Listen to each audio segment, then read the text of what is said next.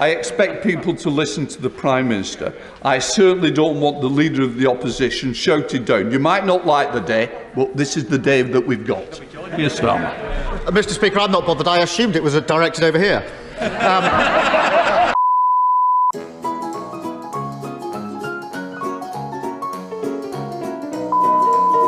Mr. Speaker, like so many people up and down the country, he has concluded that the Prime Minister and the Conservative Party have shown themselves incapable of offering the leadership and government this country deserves.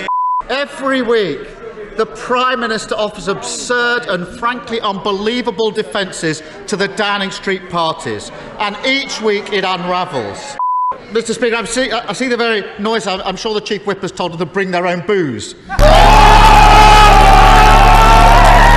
First he said there were no parties. Then the video landed, blowing that defence out the water. Next he said he was sickened and furious when he found out about the parties, until it turned out that he himself was at the Downing Street garden party. Then last week he said he didn't realise he was at a party, and surprise, surprise, no one believed him. So this week he's got a new defence. Nobody warned me that it was against the rules. Nobody told him. Since the Prime Minister wrote the rules, why on earth does he think that his new defence is going to work for him?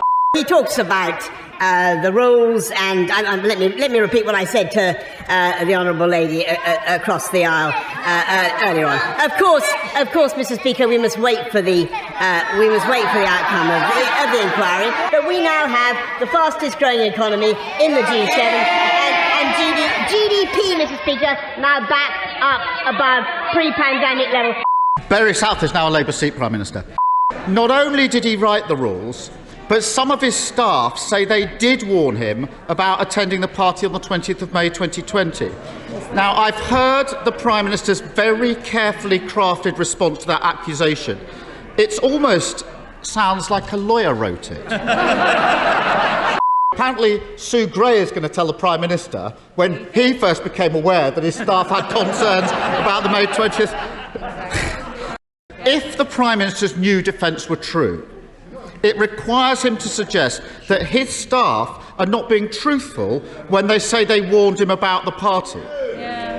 It requires the Prime Minister to expect us to believe that whilst every other person who was invited on the 20th of May to the party was told it was a social occasion, he alone was told it was a work meeting.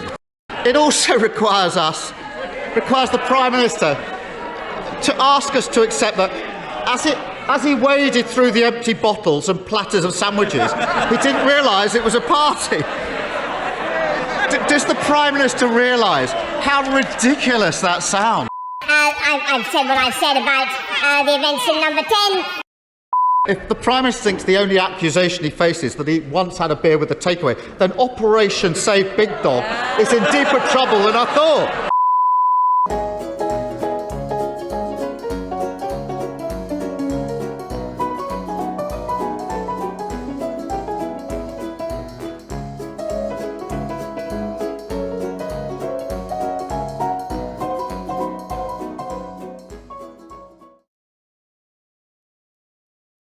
Bring their own booze.